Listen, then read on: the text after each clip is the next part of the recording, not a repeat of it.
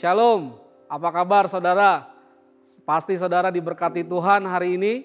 Saya percaya Tuhan sangat baik buat kita semua. Matius pasal 5 ayat 6 berkata, berbahagialah orang yang lapar dan haus akan kebenaran, karena mereka akan dipuaskan. Bapak Ibu Saudara, ketika kita haus akan Tuhan, kita datang beribadah kepada Tuhan, kita akan dipuaskan. Mari saya undang saudara untuk memiliki hati yang haus beribadah kepada Tuhan hari ini. Saya undang kita berdoa bersama-sama. Bapa di surga, kami bersyukur pagi hari ini Tuhan kami mau datang dengan sungguh-sungguh, kami mau cinta Engkau, kami mau haus akan Engkau Tuhan. Kami rindu kebenaran-Mu, kami rindu Tuhan kasih setiamu melingkupi setiap kami. Diberkatilah saudara-saudara yang beribadah pagi hari ini, biar kasih Tuhan yang memenuhi setiap dahaga kita. Dalam nama Yesus, setiap kita yang mengasihi Tuhan katakan, amin. Mari sama-sama kita memuji Tuhan hari ini.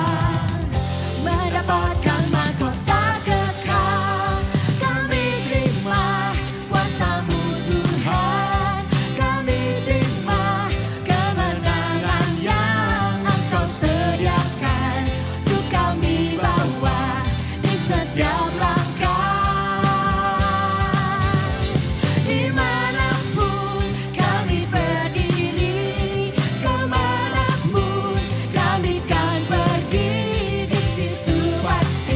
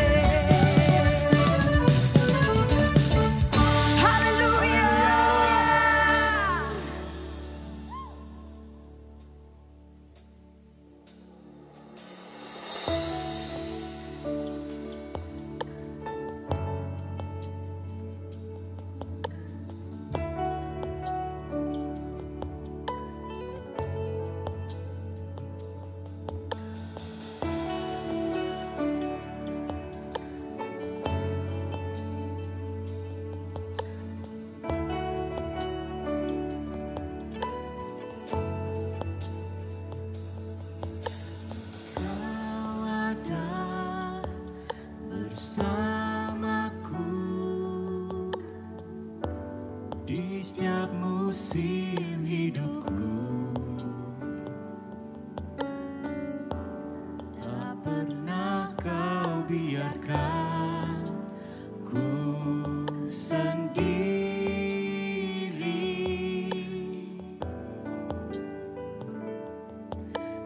Kekuatan di jiwaku adalah bersamamu. Tak pernah ku ragukan kasih-Mu.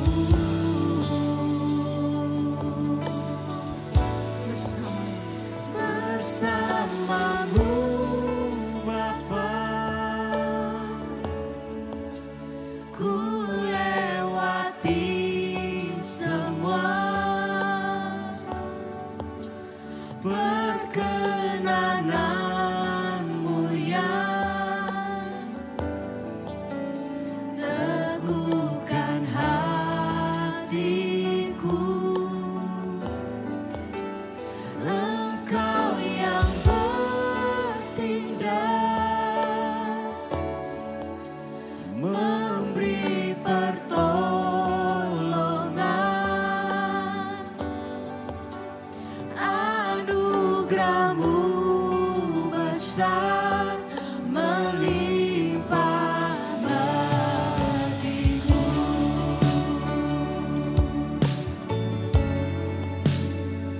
Yesus Tuhan kami,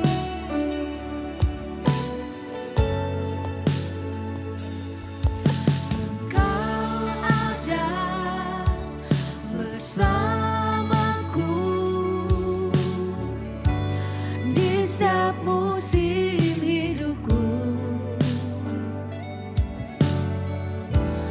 Tak pernah kau biarkan ku sendiri. Kekuatan di jiwaku, oh adalah bersamamu. Tak pernah ku ragukan kasih-Mu.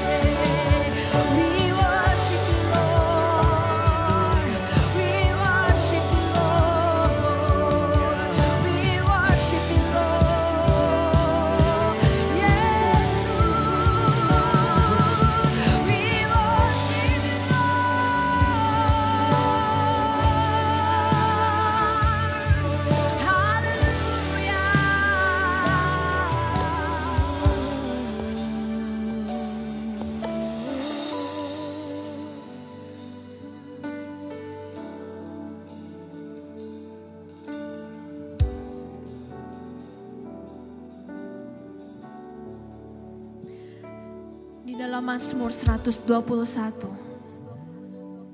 Tuhan penjaga Israel. Nyanyian ziarah. Aku melayangkan mataku ke gunung-gunung. Dari manakah akan datang pertolonganku? Pertolonganku ialah dari Tuhan yang menjadikan langit dan bumi. Ia takkan membiarkan kakimu goyah.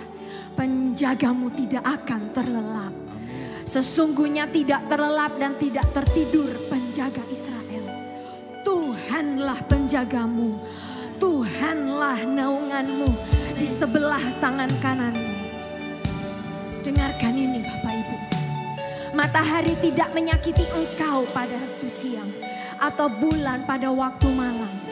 Tuhan akan menjaga engkau terhadap segala kecelakaan. Tuhan akan menjaga nyawamu. Tuhan akan menjaga keluar masukmu dari sekarang sampai selama-lamanya. Hari ini kami percaya akan janji-Mu Tuhan. Kami percaya akan firman-Mu. Hari ini kami berdoa buat engkau yang ada di rumah. Engkau yang sedang menyaksikan ini, dengarkan baik-baik. Tuhan berkata, Tuhanlah penjagamu. Tuhan Allah yang kita sembah, Allah yang besar. Hari ini kuatkan dan teguhkan hatimu. Apapun yang sedang kita lewati, bersama dengan Bapa, kita akan dapat melakukan perkara-perkara yang besar. Terima kasih Tuhan. Karena itu kami akan nyanyikan. Dan inilah satu yang kami declare. How great is our God. Sing with me, how great is our God. And all we see, how great is our God. How great is our God. Sing with me, how great is our God. And all we see, how great is our God.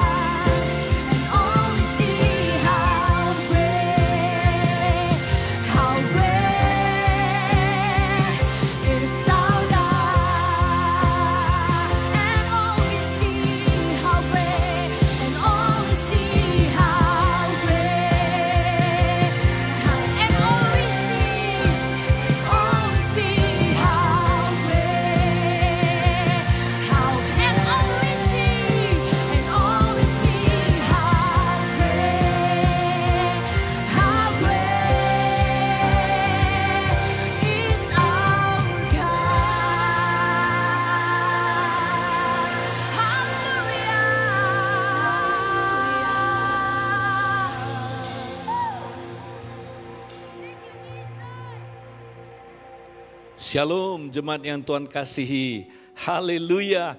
Kita masih mendapat kesempatan beribadah. Nah saudara, kita sudah membahas beberapa minggu sebelumnya tentang pola gereja yang mula-mula. Saudara, Tuhan mau kita kembali ke pola gereja yang mula-mula. Nah, gereja mula-mula adalah gereja yang selalu membangun tubuh Kristus sehingga tubuh Kristus menjadi sehat dan berfungsi.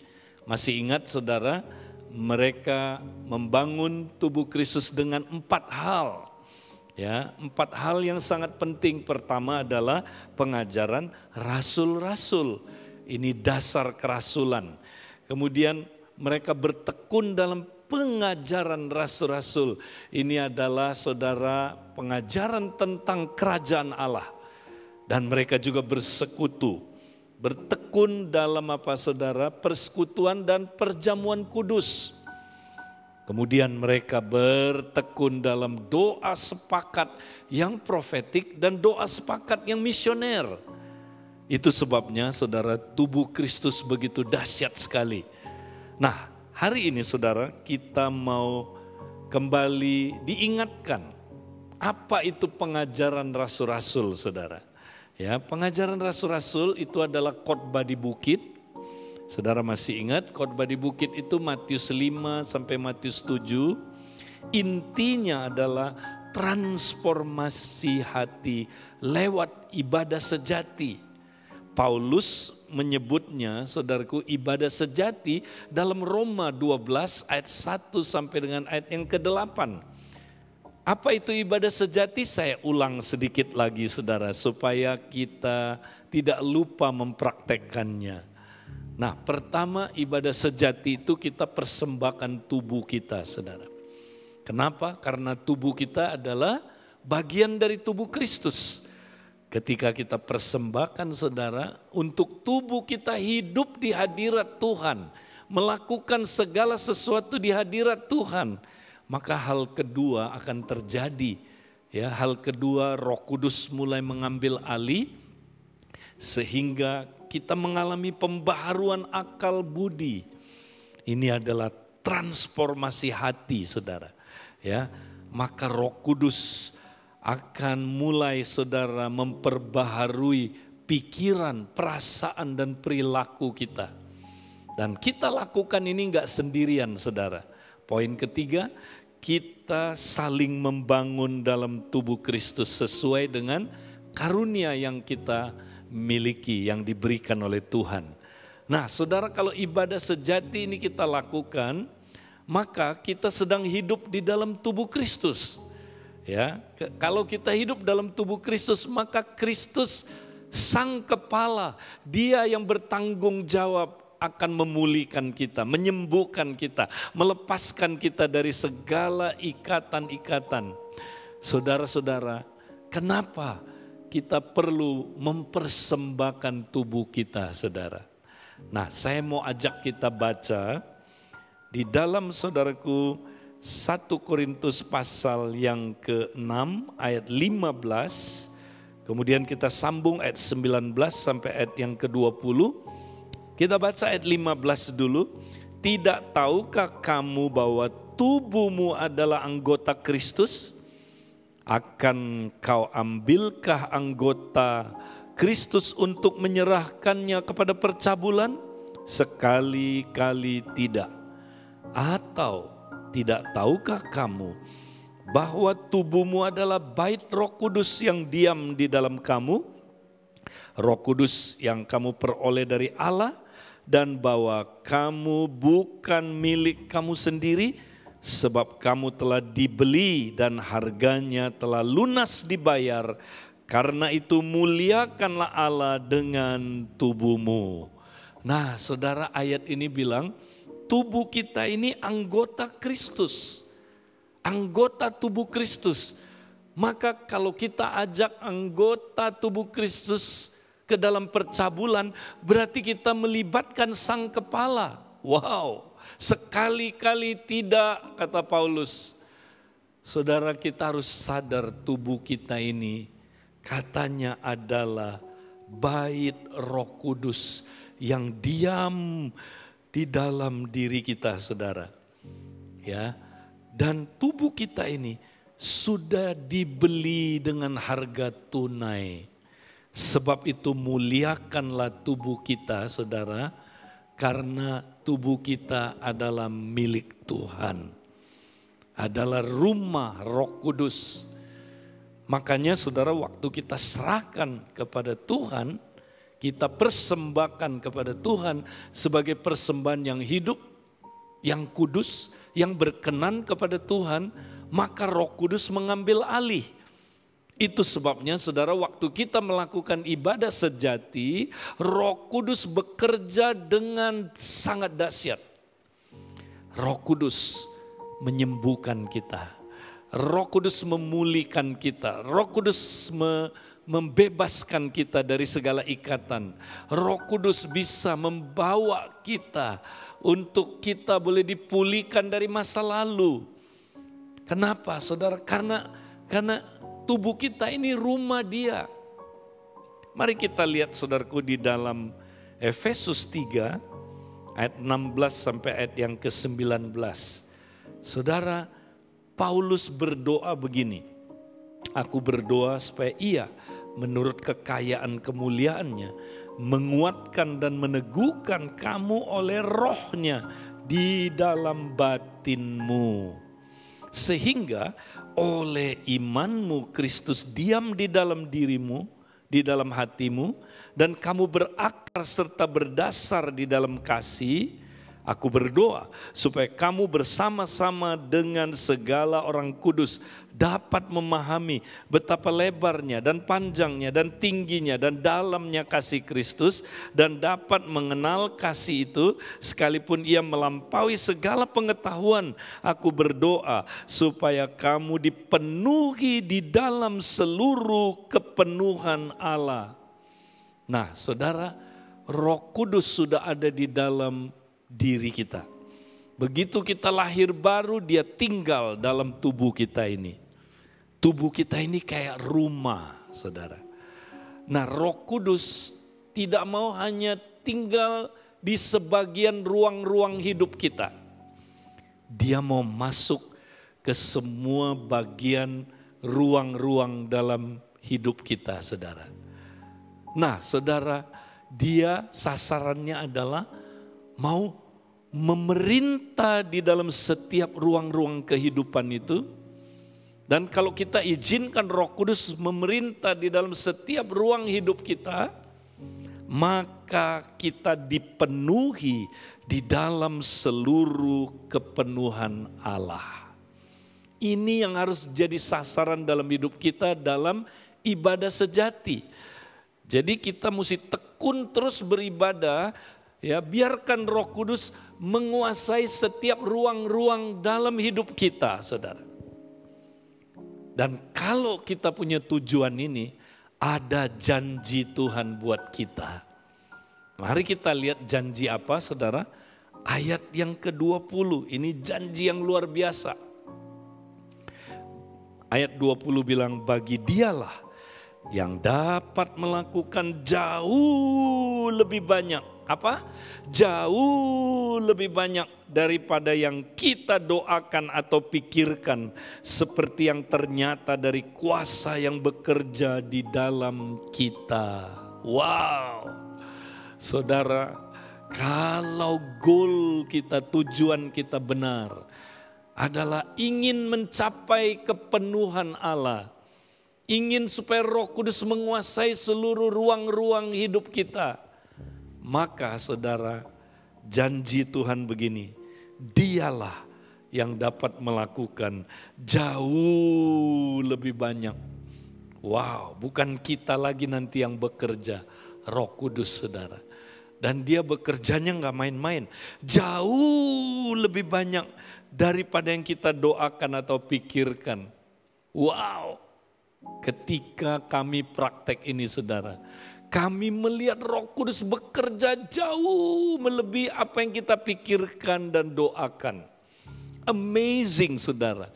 Roh Kudus kerja melampaui yang kita pikirkan, yang kita doakan. Bukan kita lagi yang bekerja, Dia yang bekerja di dalam kita. Wow, ini luar biasa. Saudara, itu sebabnya saudara siap mau biarkan Roh Kudus menguasai setiap ruang-ruang dalam hidup kita.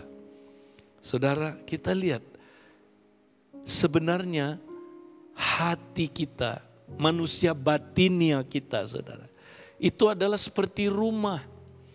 Kalau saudara perhatikan seperti rumah. Nah, Roh Kudus sudah ada di dalam ruang hidup kita. Tapi mungkin Roh Kudus baru ada di ruang tamu saja. Saudara, banyak orang Roh Kudus baru sampai ruang tamu. Tapi Roh Kudus enggak puas hanya di sana. Dia mau mengubah ruang tamu kita. Ruang tamu ya, dan ruang keluarga kita, ya, ini bicara tentang hubungan-hubungan kita, saudara. Ruang keluarga adalah hubungan kita dengan keluarga kita, ya, dengan suami, dengan istri, dengan anak-anak. Seringkali di situ tidak ada lagi hubungan-hubungan, saudara. Sepi. Roh Kudus mau ambil alih ruang keluarga kita itu, ya. Saudara, apakah di ruang keluarga saudara Roh Kudus sudah memenuhinya? Kalau saudara izinkan Roh Kudus memenuhinya, keluarga saudara dipulihkan. Hubungan dengan suami istri dipulihkan, hubungan dengan anak dipulihkan. Tapi Roh Kudus juga mau masuk lebih dalam, saudara. Dia mau menguasai ruang dapur kita dan ruang makan kita. Ini ruang apa, saudara? Appetite room. Inilah ruang keinginan kita, desire kita. Dia mau lihat, saudara, dalam hidup kita apa keinginan kita yang terdalam. Seringkali banyak orang, saudara, kalau dilihat keinginan-keinginannya, dia dikuasai oleh keinginan-keinginan dagingnya. Ya. Saudara, itu yang dia paling rindukan dan inginkan, hal-hal duniawi. Tapi ketika Tuhan masuk ke ruang itu, dia bilang begini, rubah menu makanannya, ya, rubah, sebab ada padaku makanan yang kamu tidak kenal. Makanan apa itu? Makananku adalah menyelesaikan pekerjaan Dia yang mengutus aku, ya, dan ya saudara, memuliakan Bapa, melakukan pekerjaan-pekerjaan Bapa, kata Yesus. Saudara, itulah misi. Tuhan mau saudara merubah ruang keinginan kita supaya kita punya keinginan sama seperti Yesus, yaitu menyelesaikan misi Bapa di dunia ini. Saudara, Tuhan juga mau masuk lebih dalam lagi, saudara, ke ruang tidur kita. Ruang tidur itu ruang yang paling intim, saudara. Ruang suami istri. Alkitab bilang begini, saudara. Janganlah kamu menajiskan tempat tidur. Saudara, ketika Tuhan masuk ke sana, Dia mau lihat bagaimana hubungan kau dengan kekasihmu, dengan istri, dengan suami. Apakah kudus hubunganmu?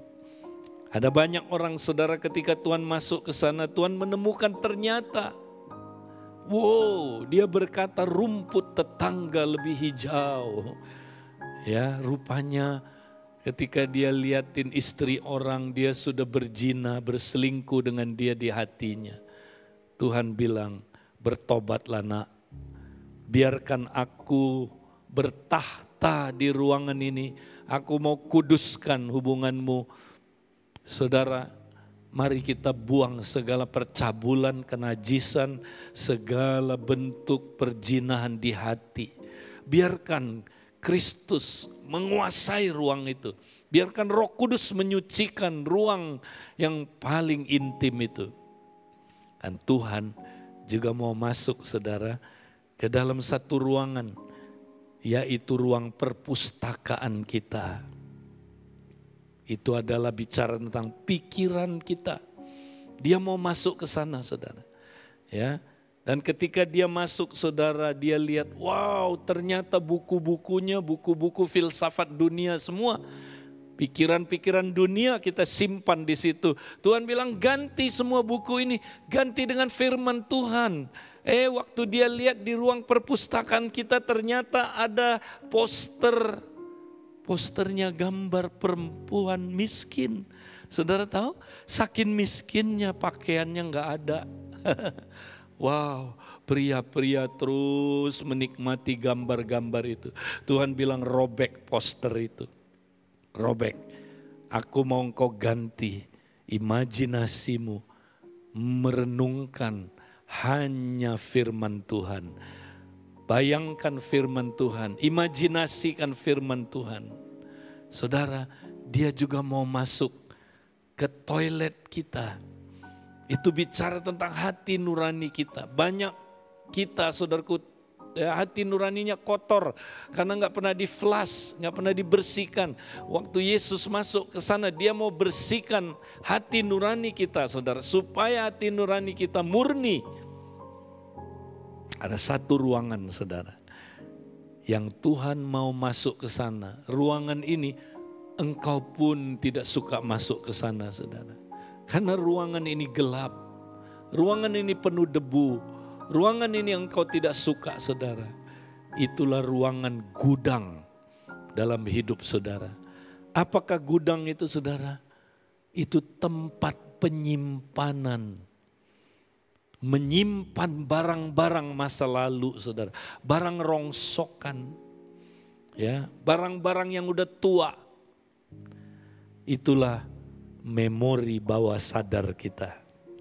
Saudara, ini adalah tempat kita menyimpan pikiran-pikiran masa lalu, saudara. Ketika kita dibully, disakiti, ditolak, bahkan ada yang ditolak oleh orang tuanya sejak kandungan, saudara. Pikiran-pikiran itu engkau simpan di dalam gudang pikiranmu itu. Dan itu tersimpan bertahun-tahun saudaraku. Dan itu menguasai hidupmu. Sehingga menyebabkan engkau hidup dalam keadaan yang sangat mengerikan. Tuhan mau bongkar itu saudara. Tuhan mau pulihkan. Ya, ada banyak saudara pikiran-pikiran yang salah dari masa lalu. Tuhan mau bereskan itu saudara. Karena Dia mengasihi kita. Sebab itu saudara, ibadah sejati itu dahsyat sekali. Kalau kita udah persembahkan tubuh kita, Roh Kudus akan ambil alih. Dan Dia mulai ya mau masuk ke dalam ruang-ruang hidup kita. Dan Dia mau saudaraku memulihkan kita. Supaya kita dipenuhi dengan segala kepenuhan Allah. Dan kalau saudara alami ini saudara, hidupmu akan mulai bertumbuh, berbuah, dan kau akan mencapai keserupaan dengan Kristus. Haleluya. Saudara bersama dengan saya hari ini, ya, saya sharing bersama-sama dengan penatua yang lain. Ada penatua Pak Gun, ada penatua hari ini saudara bersama kita juga Pak Nganda, saudara, kita bersyukur. Nah, saya ingin kita sharing-sharing sedikit ya. Pak Gun, Pak Nanda, kira-kira kalau message yang kita dengar hari ini gimana menurut Pak Nanda? Wow, luar biasa ya Kak Edi ya. Kita di Palem kita baru mulai tepatnya kurang lebih 2 minggu Kak Edi. Ya.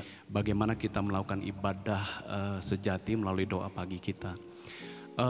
Saya bersyukur banget secara pribadi, ini saya excited banget dan sukacita banget ya Kak Edi. Karena kalau dulu tuh berpikir gimana ya pola model ibadah gereja mula-mula tuh mereka setiap hari Kak Edi. Ya.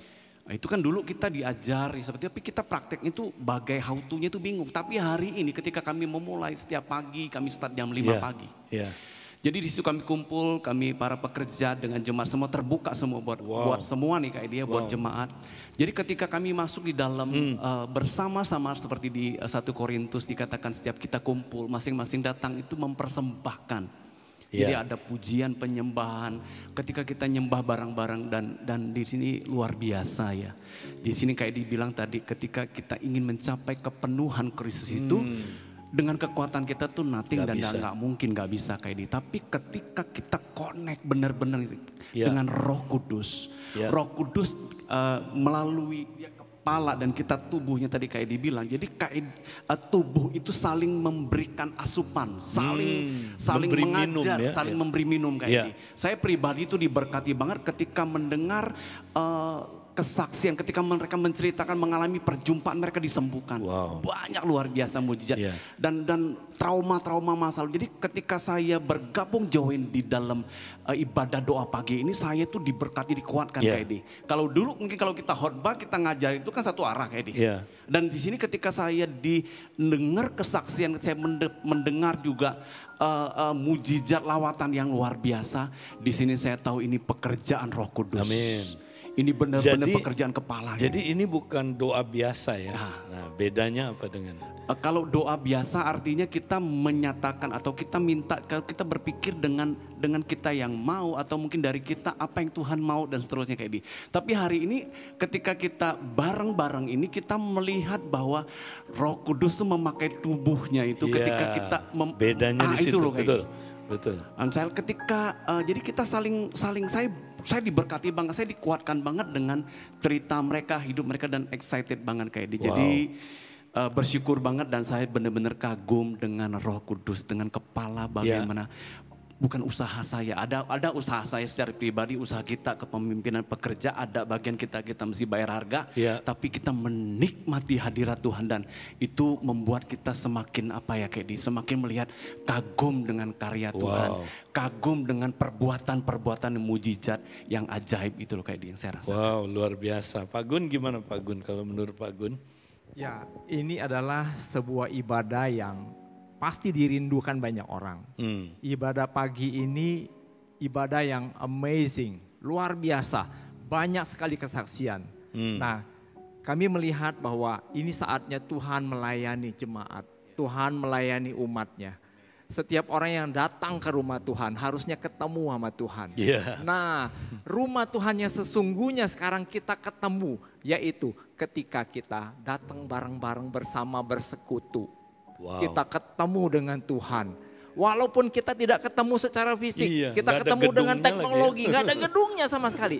Tapi benar-benar ketemu Tuhan. Wow. Dan saya melihat hal yang amazing luar biasa. Bagaimana Roh Kudus itu menjamah hati orang.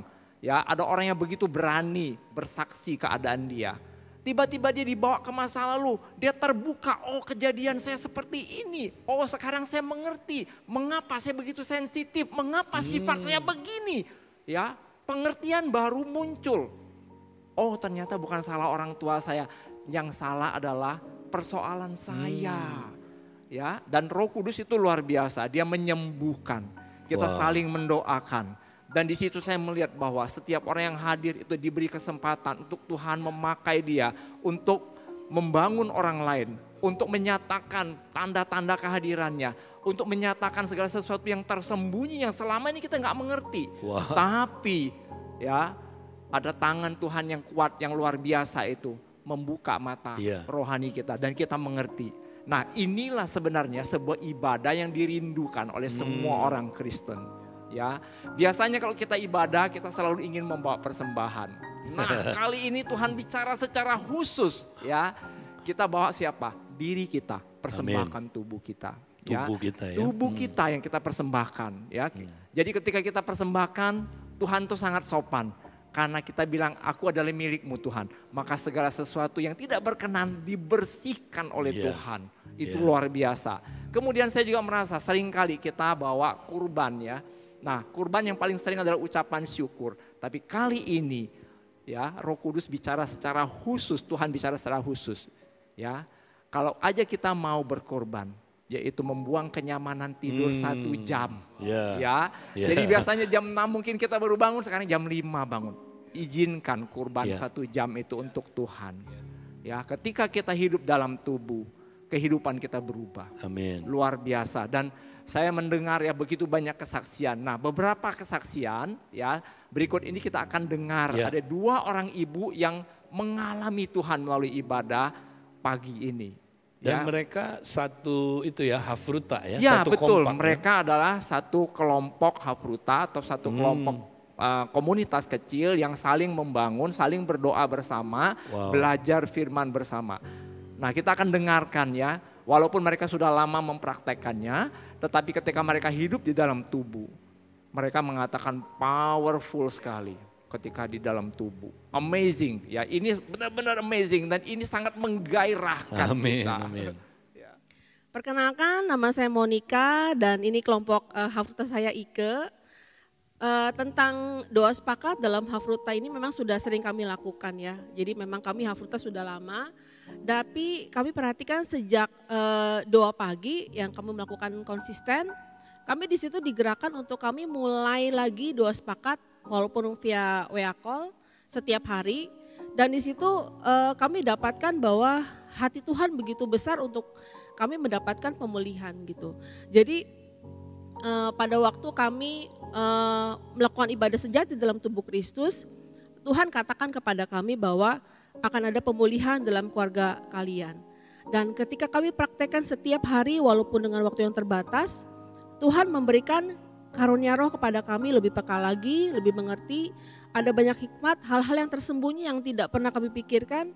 Tapi di situ kami berdua merasakan ada satu connecting secara roh pada waktu kami mulai doa dan akhirnya memang Tuhan menjawab. Mungkin Ika bisa cerita dari apa yang Ika alami di keluarga? Ya, dimulai dari hari pertama saya ikut doa pagi, saya mulai itu udah terlambat karena ada pekerjaan sebelumnya. Setelah itu saya datang dengan hati yang haus, saya bilang Tuhan saya mau datang doa pagi, Tuhan nyatakan sesuatu buat saya. Kemudian sampai selesai doa pagi belum dapat apapun gitu, tapi hati saya tetap haus. Jadi sambil saya masak, tiba-tiba Roh Kudus munculkan pikiran kejadian waktu saya habis melahirkan. Memang selama ini saya punya pergumulan dengan anak sulung saya, wanita, dia umur 17 tahun. Dia anaknya tertutup, pendiam, dan cenderung kurang suka bersosialisasi. Selama ini saya berdoa, Tuhan tolong kasih tahu ini anak kenapa gitu, saya cari tahu. Selama ini kita juga berdoa ya. Ada beberapa hal Tuhan nyatakan tapi sepertinya belum breakthrough juga. Nah pagi itu Roh Kudus bawa saya ke perasaan waktu saya melihat dia pulang dari rumah sakit. Hari pertama dia ada di rumah, itu dia sempat minum air ketuban jadi dia dirawat sekitar 5 hari. Ketika pulang tiba-tiba saya nangis, setengah hari itu setiap saya lihat dia saya nangis terus. Saya nggak tahu rasanya tuh sedih gitu lihat dia. Nah waktu saya sambil cuci piring, Roh Kudus ingetin saya, Ike kamu pernah ngalamin ini baby blues kata orang-orang. Iya, tiba-tiba saya diem, saya langsung WA sama Monik, saya diingetin perasaan ini. Dan Roh Kudus kerja lagi.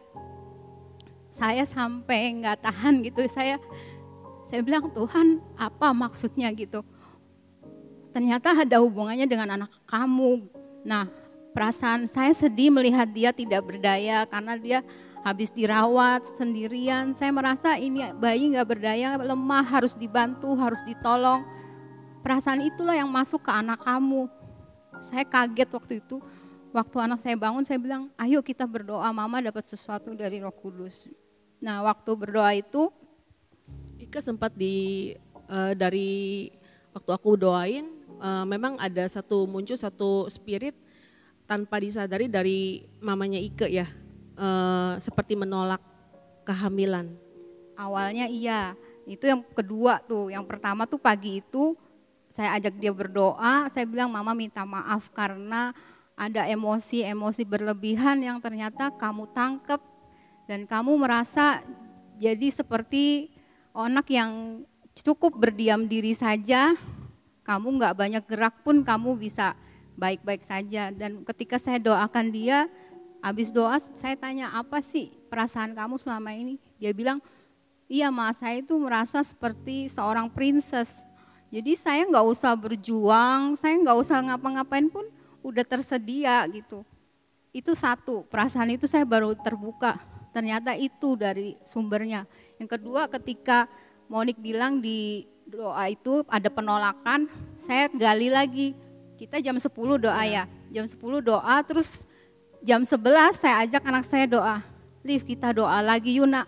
Dia bilang, kok doa lagi? Iya, Roh Kudus bukain lagi satu hal lagi. Ayo kita berdoa. Waktu kita berdoa berdua, saya bersama anak saya juga, waktu itu ada suami, saya bilang, ayo kita biarkan Roh Kudus pimpin. Ketika saya berdoa tentang roh penolakan dan roh ketakutan yang besar, Roh Kudus bawa saya kepada peristiwa saat saya mau melahirkan dia. Jadi saya udah secara normal harusnya bisa keluar, ternyata tidak bisa. Dia naik lagi, udah tinggal keluar, tiba-tiba dia naik ke perut saya. Saat itu saya nangis dan anak saya nangis, nangisnya sampai saya sendiri nggak tahan gitu, saya peluk dia. Terus saya bilang, kamu takut sekali ya waktu itu. Dia ngangguk-ngangguk sambil nangis. Jadi peristiwa itu buat saya, ini loh, ini sumber dia bikin takut. Dia tuh nggak pede kalau berteman, dia itu nggak pede di lingkungan gitu, dia lebih suka sendirian. Nah, waktu habis doa saya bilang, apa yang kamu rasa? Tadi sesek, kata dia, saya sampai sulit nafas. Sulit mah, kayak sesak menafas. Terus saya bilang, iya mama rasain ketakutan yang besar ada pada kamu. Tapi ketika kita berdoa, kita serahkan ke Roh Kudus, apa yang kamu rasa? Dia bilang, bebas katanya. Ada yang lepas dari hati saya berasa katanya, saya lega banget mah. Nah, hari itu Roh Kudus masih kerja lagi tuh, jam 11. Terus saya berasa di hati saya, ini waktunya buat anak kamu gitu. Saya bilang amin Tuhan, saya percaya. Nah, jam 3 hari itu dia menantikan pengumuman SBMPTN. Selama ini dia menanti-nantikan untuk lolos di SBMPTN itu. Dan sebelumnya, karena saya tahu anak saya sendiri, kalau dia gagal, dia akan merasa down gitu. Dia pasti akan reaksinya tuh menangisnya nggak berhenti. Nah, ketika kita jam 3 di depan itu laptop kita buka linknya, semangat ya, terus berjuang, kamu tidak lolos. Saya sedih sebagai ibu, karena pengharapan dia besar banget. Tapi ketika saya lihat dia, reaksi dia diem aja, biasa aja. Dia bilang, kok kamu tenang banget? Nggak tahu ya, dia bilang, saya kok tenang banget. Saya nggak ngerasa sedih kayak sebelumnya. Dia bilang, justru saya rasa senang mah, kayak ada yang bebas. Itu momen itu buat saya luar biasa ya. Sampai kita sekeluarga bingung lihat anak ini. Karena kita tahu dia ketika gagal itu biasanya selalu sedihnya tuh cukup lama. Tapi hari itu saya lihat Roh Kudus nyatakan dampak dari memori bawah sadar dia ketika diselesaikan, dampaknya itu nyata. Bukan hanya itu, 3 hari kemudian anak saya datang bulan. Sudah sekitar 3 tahun lebih dia datang bulan, tidak teratur, dan kalaupun dia datang bulan pasti perutnya sakit. Tapi hari itu dia bilang, mama saya mens, dia bilang gitu. Saya bilang sakit enggak? Enggak. Besoknya dia bilang enggak sakit. Saya bilang kok bisa enggak sakit? Iya ya, apa saya tertekan? Dia bilang bukan tertekan. Ini karena kamu hatinya udah bebas. Ya, dia bilang itu sepertinya mah jawabannya. Jadi sampai hari keempat pun dia tidak sakit sama sekali perutnya. Buat saya ini mujizat. Saya bilang dampaknya luar biasa. Itu. Ya, jadi ternyata dampak dari problem emosional yang selama ini sepertinya tidak bermasalah berdampak ke fisik ya Kak ya. Jadi dari menstruasi yang akhirnya mengalami kesembuhan ya. Ya. Ya luar biasa bahwa kami pun banyak mengalami hal-hal yang baru yang Tuhan bukakan selama setiap hari kami Koram Deo. Nah apa yang dialami Ike saya juga pengen gitu ngalamin. Nah memang saya sedikit bermasalah dengan anak saya yang sulung. Itu usianya sekarang 16 tahun. Memang berapa waktu yang lalu saya pribadi sudah pemberesan dengan anak saya yang sulung. Tapi anak saya yang sulung ini punya kesulitan untuk dia bisa mengekspresikan. Dan saya melihat dia sulit sekali breakthrough dengan Tuhan. Dan dia kalau disentuh, dia tuh gak nyaman gitu loh. Dan dia bilangnya, aku gak marah, tapi aku gak nyaman gitu loh. Nah waktu kita doa pertama kali, Ike dapatkan dia ada dalam satu ruang, di dekat dia ada tali pusat. Nah tali pusat itu panjang gitu loh. Nah tapi waktunya dia keluar, dia hanya meringkuk aja, kayak orang mager, tidur gitu. Nah waktu Ike sampaikan itu, saya di hati sebagai ibu seperti tidak ada empati. Saya nggak bisa merasakan bahwa itu anak saya gitu. Saya nggak ingat sama sekali, sampai akhirnya saya bilang, Tuhan tolong beri saya kepekaan untuk saya bisa merasakan apa yang Tuhan inginkan dari kami. Nah akhirnya Tuhan ingatkan saya, jadi selama waktu mengandung anak yang pertama, saya mengalami banyak kesulitan. Jadi saya merasa dari hamil sampai melahirkan pun, saya merasa disusahkan dengan kehamilan saya gitu. Jadi saya merasa menderita karena saya hamil. Dan memang saya tidak siap. Waktu itu rencananya pending setahun, tapi akhirnya jadi 1,5 bulan. Nah di situ saya baru tahu bahwa perasaan saya tidak punya hati ibu buat anak saya. Dan saya, jadi waktu melahirkan pun sulit, saya butuh waktu, kesakitan. Dan akhirnya waktu lahir pun pas bayi, dia kalau saya gendong dia selalu nangis. Dan saya nggak aman. Dia jadi kalau dipegang sama suami saya dia baru diam gitu loh. Nah peristiwa itu sebenarnya saya merasa saya sudah bereskan secara roh dan memang hubungan kami lebih baik. Tapi saya merasa ketika kami konflik maunya marah gitu. Dan di situ saya baru tahu bahwa memang pribadi anak saya ini pribadi yang tertutup, sulit untuk ekspresif. Dia punya ketakutan yang besar menghadapi orang, sebenarnya dia banyak potensi untuk dia bisa mengeksplor dirinya. Tapi ada satu area yang dia belum breakthrough, yaitu ketakutan. Jadi takut menghadapi masalah, takut menghadapi orang gitu. Jadi dia nggak pede dengan apa yang dilakukan sendiri. Nah spirit yang kami dapatkan adalah dia merasa tidak bisa berbuat apa-apa jika dia sendiri. Dan dia juga pernah cerita ya bahwa kalau dia di dalam satu ruangan di kamar mandi misalnya, sendiri satu ruangan kecil tertutup, dia merasa tidak aman gitu loh. Tapi hal ini sudah jauh lebih baik sebenarnya. Nah waktu saya dimunculkan perasaan-perasaan itu bahwa tanpa saya sadari saya menolak anak ini. Nah waktu saya confirm dengan Yusuf, dengan anak saya yang pertama, dia kesulitan untuk dia bisa merasakan bahwa saya tertolak. Saya marah, tapi saya coba gali. Dan ternyata dia ingat waktu umur dia 1 sampai 2 tahun, karena waktu saya praktek dari pagi sampai malam, jadi saya nggak pernah ketemu anak. Nah setiap kali dia bangun malam dia mau ketemu saya, mbaknya larang. Dan perasaan itu dia tetap simpan. Jadi waktu dia cuma bisa nangis sendiri. Saya tanya, apa yang kamu lakukan? Aku nangis aja sendiri. Dan itu yang aku ingat. Dan yang kedua, dia cerita kalau dia kehilangan barang misalnya seperti botol minum. Dari SD sekarang dia sudah SMA 2. Botol minum, pensil, hal-hal yang pernah ada momen dengan dia bisa nangis, sedih. Yaitu saya melihat itu satu ungkapan rasa kehilangan dia terhadap figur saya. Dan waktu saya rekonsiliasi, akhirnya saya bisa merasakan bahwa ini anak saya. Yang selama ini saya merasa rasanya kayaknya saya tidak punya masalah lagi dengan dia. Ya puji Tuhan bahwa hal yang tersembunyi yang kami setiap kali kami nyembah kami tidak punya agenda ya. Jadi kami mengalir aja, tapi puji Tuhan sangat luar biasa. Setiap hari Tuhan bukakan hal-hal yang terselubung yang membuat kami hasilnya cepat gitu ya Kak ya. Seperti itu sih apa yang kami alami. Haleluya saudara, betapa luar biasa kesaksian tadi saudara. Kita sudah dengar ketika kita hidup dalam tubuh saudara, Roh Kudus bekerja dengan luar biasa. Saudara, makanya saya mau mengajak jemaat Tuhan, mari saudara ikut ibadah pagi ini saudara. Saudara akan diberkati sekali, luar biasa. Bukan hanya ketika ibadah pagi kita mulai ya mempraktekkan ibadah sejati, tapi seharian itu saudara, nanti Roh Kudus pimpin kita bisa tinggal di hadiratnya.